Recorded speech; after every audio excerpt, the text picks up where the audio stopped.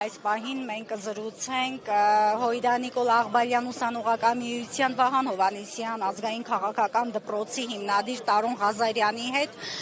Տարոն, այսօր մայիսի 9-ն է, եռատոնն, ինչ խորհուրդ ունի ձեզ համար այսօրը։ Նախ շնորհավորում եմ մեր բոլոր հայրենակիցներին մայիսյան եռատոնի կապակցությամբ, մեր պատմության, նորագույն պատմության կարևորագույն, այսպես հաղթական էջերից մեկի կապակցությամբ, թեպետ վերջին տարիներին այս կորստաբեր շրջանը փոխել է մարդկանց տրամադրությունը,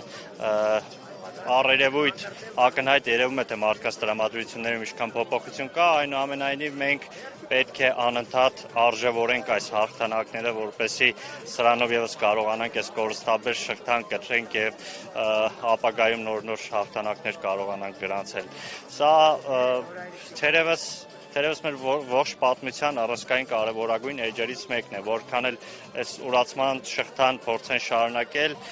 մեկ է տեսակ կա մեր ազգի մեջ, որ սա գնահատելու է, արժևորելու է եւ մոռացիան չի կարելի տալ ոչ մի ձև։ Տարոն, դուք նաև 44-օրյա պատերազմի ժամանակ Հոյդա Վաշտի հետ մասնակից եք եղել, ասացեք, խնդրեմ, այ կռվի ժամանակ, երբ լսեցիք Շուշիի անկման մասին, ինչ զգացողություն ունեցաք։ Ինչ էր ձեզ։ Պատերազմի գրեթե ողջ ընթացքն է ցավոտ եղել մեր համար։ Սկզբում եղած տրամադրությունները պատերազմի լուրը ստանալուն պես եղած համազգային ոգևորությունը, տրամադրությունները, երբ մարդիկ այսպես մեկ ու թև թիկունք էին եղել, բոլոր անկախ տեսակից ամեն մեկը իր ձևով փորձում էր իր աջակցությունը ցուցաբերել ու այդ համազգային կամքը, ոգևորությունը, երբ որ սկսվեց ջարդվել, դավաճանված պատերազմով, սա շատ ցավոտ եղավ, չգիտեմ, երևի թե ավել բան չեմ կարող ասել, քան ցավոտ լինելը։ Իսկ ինչ է կարծում, ինչ է հարկավոր հաղթանակի բերկրանքը կրկին ժողովրդին վերադարձնելու համար։ Հաղթանակի բերկրանքը վերադարձնելու համար նախ պետք է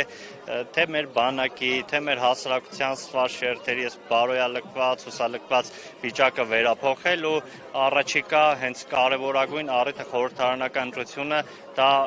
լավ հնարավորություն է, որպեսզի այս պարտություն բերող անընդհատ մեր երկիրը պետություն նվաստացման տանող իշխանությունները փոխվեն, ձևավորվի վերջապես ազգային իշխանություն, որ կամաց քարը քարի վրա դնելով կարողանա մեզ այս ծնկած վիճակից դուրս բերել։